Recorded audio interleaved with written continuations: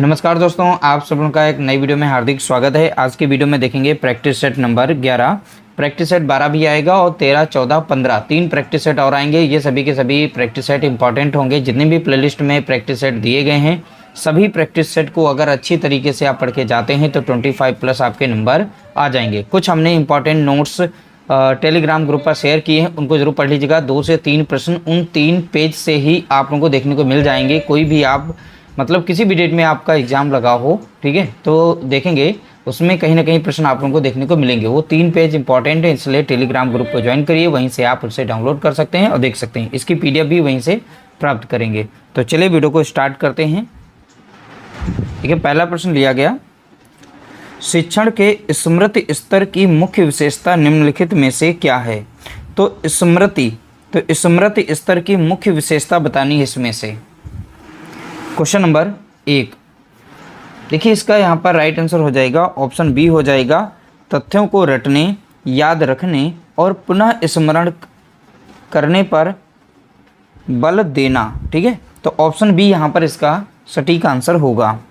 अगला प्रश्न देखेंगे, प्रश्न संख्या 2, सूक्ष्म शिक्षण शब्द का सर्वप्रथम प्रयोग 1961 में स्टैनफोर्ड विश्वविद्यालय में किसने किया था।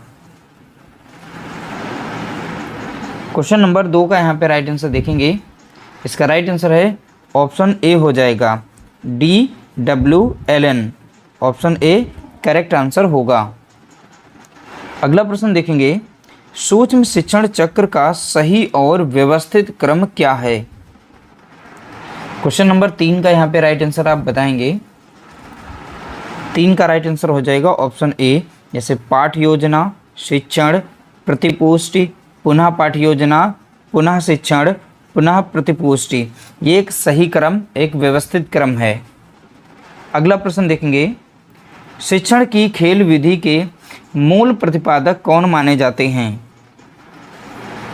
क्वेश्चन नंबर 4 का यहाँ पे राइट आंसर आप बताएंगे। इसका राइट आंसर है ऑप्शन बी हो जाएगा, हेनरी कोल्डवेल कुक। ठीक है, तो 4 का राइट आंसर हो जाएगा ऑप्शन बी। अगला प्रश्न देखेंगे, शिक्षण सूत्र विशिष्ट से सामान्य की ओर का उपयोग मुख्य रूप से किस विधि में किया जाता है। क्वेश्चन नंबर 5 का यहाँ पे राइट आंसर देखेंगे, इसका राइट आंसर है ऑप्शन सी, आगमन विधि। तो विशिष्ट से सामान्य की ओर आगमन विधि।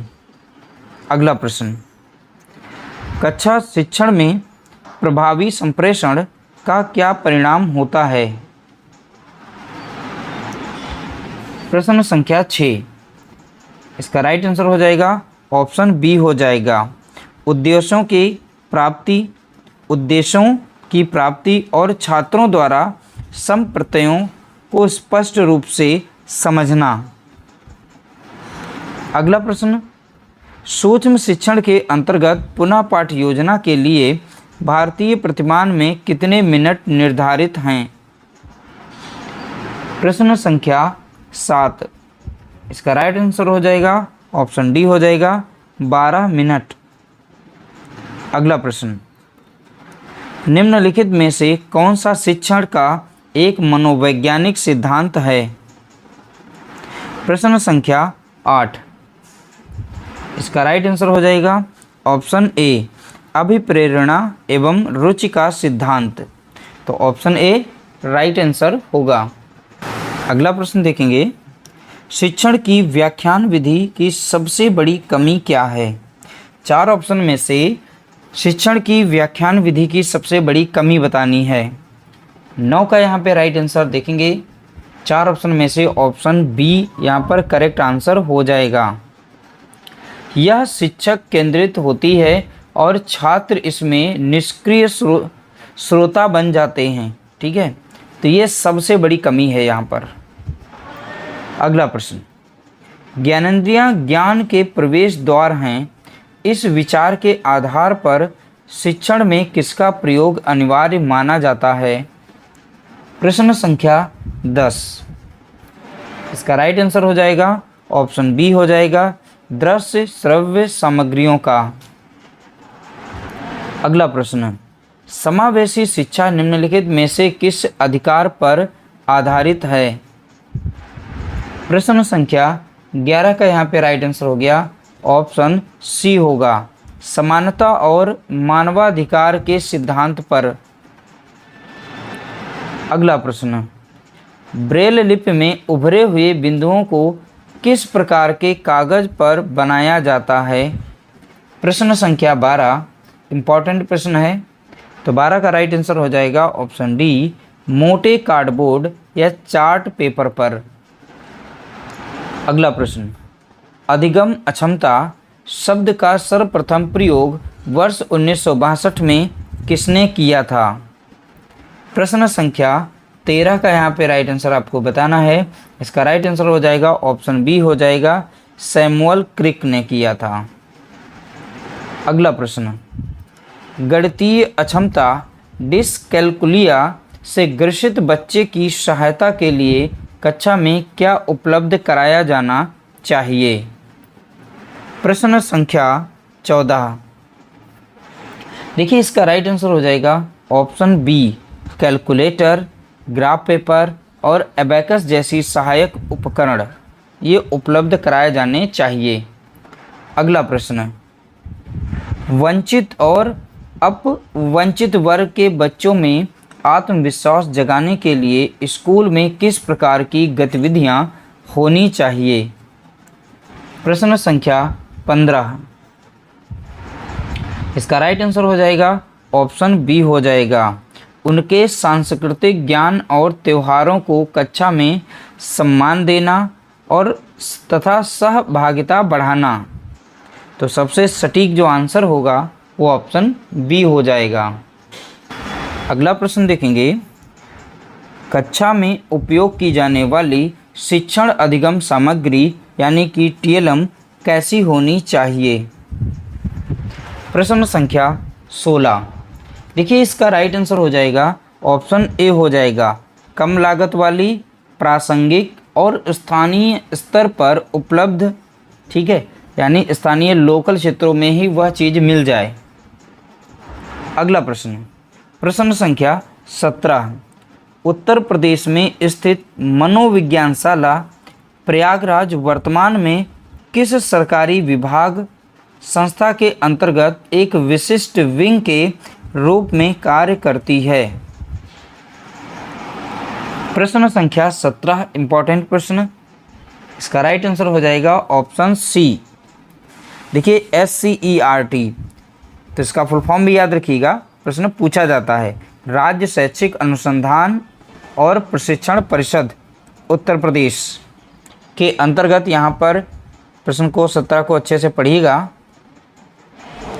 अगला प्रश्न देखिए, डाइट, जहाँ पर BTC यानी इस समय DLED की ट्रेनिंग होती है या शिक्षकों की ट्रेनिंग होती रहती है, तो डाइट में कार्यरत डाइट मेंटर का मुख्य कार्य क्या होता है? प्रश्न संख्या 18, इसका राइट आंसर हो जाएगा ऑप्शन ए, प्राथमिक और उच्च प्राथमिक विद्यालयों का ऑन साइट सहयोग और पर्यवेक्षण करना।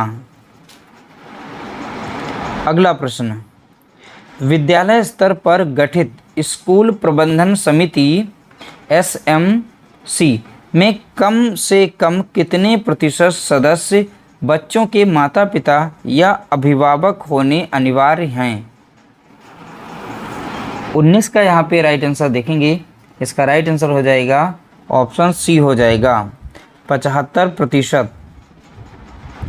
अगला प्रश्न, परामर्श की प्रक्रिया में कम से कम कितने व्यक्तियों का होना आवश्यक है? तो 20 का यहाँ पे राइट आंसर बताएंगे, इसका राइट आंसर है ऑप्शन बी, 2 व्यक्ति। तो देखिए, परामर्शदाता और परामर्शग्राही, ठीक है, तो कम से कम 2 व्यक्ति होने चाहिए, एक परामर्शदाता, दूसरा परामर्शग्राही। अगला प्रश्न, निम्नलिखित में से कौन सी संस्था जिला स्तर पर बच्चों के स्वास्थ्य परीक्षण और दिव्यांगता प्रमाण पत्र जारी करने के लिए उत्तरदायी है? प्रश्न संख्या 21, देखिए 21 का यहाँ पर राइट आंसर हो जाएगा ऑप्शन डी, जिला चिकित्सालय यानी डिस्ट्रिक्ट हॉस्पिटल्स। अगला प्रश्न देखेंगे, समावेशी शिक्षा के अंतर्गत देखिए विभेदित निर्देश का क्या अर्थ है। अब यहाँ पर बताना है विभेदित निर्देश का हमें अर्थ बताना है, इसमें क्या होगा। तो 22 का यहाँ पर राइट आंसर अगर देखें तो ऑप्शन बी हो जाएगा, बच्चों की व्यक्तिगत योग्यताओं और आवश्यकताओं के अनुसार शिक्षण विधियों में बदलाव करना। अगला प्रश्न देखेंगे, प्रश्न संख्या 23, मंद बुद्धि बालकों की बुद्धि लब्धि सामान्यतः कितनी मानी जाती है। प्रश्न संख्या 23, देखिए 23 का राइट आंसर हो जाएगा ऑप्शन सी, 70 से कम। जिन बच्चों की बुद्धि लब्धि 70 से कम आती है उन्हें मंद बुद्धि बालक की श्रेणी में रखा जाता है। अगला प्रश्न देखेंगे, अटेंशन डेफिसिट देखेंगे हाइपर एक्टिविटी डिसऑर्डर, इसे शॉर्ट फॉर्म में लिखा जाता है ADHD से ग्रसित बच्चे में कौन सा मुख्य लक्षण देखा जाता है। देखिए आपके सिलेबस में डिसऑर्डर्स भी हैं, तो डिसऑर्डर्स के अंतर्गत जितने भी चीज़ें बताई गई, जितने भी प्रैक्टिस सेट में प्रश्न शामिल किए हैं, सारे के सारे इंपॉर्टेंट, उससे बाहर एक भी प्रश्न नहीं आएगा। हर एक टॉपिक से 1 से 2 प्रश्न बनते हैं, वो सारे हमने यहाँ पर करवा दिए हैं। तो यह भी बहुत ही ज़्यादा इंपॉर्टेंट है, ध्यान रखिएगा ADHD, और ये यहाँ पर इसका जो फुल फॉर्म दे रखा है तो इसे अच्छे से पढ़ लीजिएगा, इसका आंसर जो भी इसे रट लीजिएगा। तो 24 का यहाँ पर राइट आंसर देखेंगे तो ऑप्शन बी हो जाएगा, अत्यधिक चंचलता, एकाग्रता की कमी और आवेगशीलता। तो यहाँ पर जो राइट आंसर हो जाएगा वो ऑप्शन बी हो जाएगा। अगला प्रश्न देखेंगे, प्रश्न संख्या है 25, शिक्षण में निदानात्मक परीक्षण का मुख्य उद्देश्य क्या होता है। 25 का यहाँ पे राइट आंसर आप बताएंगे, इसका राइट आंसर हो जाएगा ऑप्शन बी हो जाएगा, छात्रों की सीखने में आ रही कठिनाइयों और उनके विशिष्ट कारणों को पहचानना। अगला प्रश्न देखेंगे, प्रश्न संख्या है 26, देखिए बाल विकास के सिद्धांतों के अनुसार विकास के संबंध में कौन सा कथन सत्य है। तो विकास के संबंध में आपको बताना है कौन सा कथन सत्य है। तो 26 का यहाँ पर राइट आंसर देखेंगे, इसका राइट आंसर है ऑप्शन सी हो जाएगा, विकास एक संचयी प्रक्रिया है और यह वर्तुलाकार होता है। अगला प्रश्न देखेंगे, किशोरावस्था जीवन का सबसे कठिन काल है, यह कथन किस मनोवैज्ञानिक का है। प्रश्न संख्या 27 का यहाँ पे राइट आंसर देखेंगे, देखिए 27 का यहाँ पे राइट आंसर हो जाएगा ऑप्शन बी हो जाएगा, किलपैट्रिक। ठीक है, तो देखो किशोरावस्था जीवन का सबसे कठिन काल है, यह कथन किस मनोवैज्ञानिक का है। तो 27 का यहाँ पे राइट आंसर आप बताएंगे, ऑप्शन बी हो जाएगा, किलपैट्रिक। अगला प्रश्न देखेंगे, प्रश्न संख्या 28, बालक के विकास में वातावरण के अंतर्गत निम्नलिखित में से कौन सा कारक शामिल नहीं है।